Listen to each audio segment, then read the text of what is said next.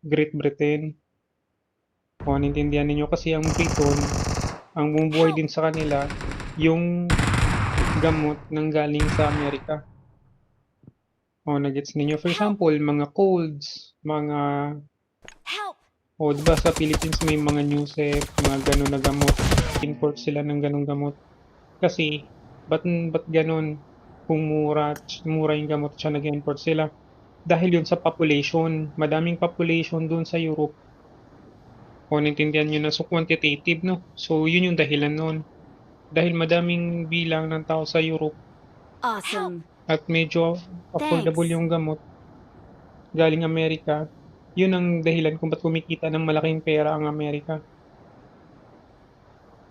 O naintindihan niyo na gano'n yun. Yung kasunod nun mga materials ng machineries. So yung machineries na yun talagang malaki 'no, malaking pera na ibibigay. Number 1 lang ang pharmaceutical kasi priority yun ng Amerika.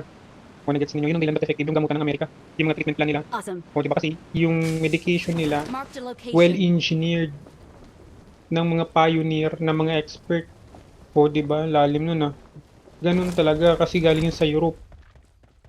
O so dinala yun sa Amerika. So lahat ng taong magpapagamot sa buong mundo, doon sila sa Amerika pumupunta. Kasi ang gamutan sa Europe napakamahal. O na-gets ninyo? At saka yung gamutan sa Amerika, smooth yung kanilang treatment plan. O na-gets ninyo? So ganun yun. So yung treatment plan na yun, doon sa tatlong na-mention ko ng pharmaceutical, machinery, automotive, ang pinakamalaking kinikita ng Europe yung machineries. O na-gets ninyo bakit kaya? Kasi ang machineries ng Amerika ay ng Europe na pinapadala sa Amerika, ginagamit nila yun.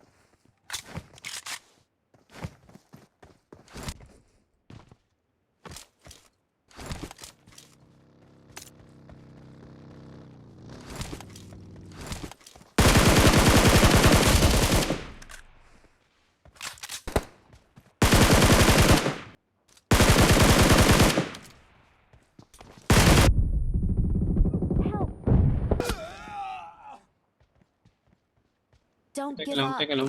Your teammates can still recall.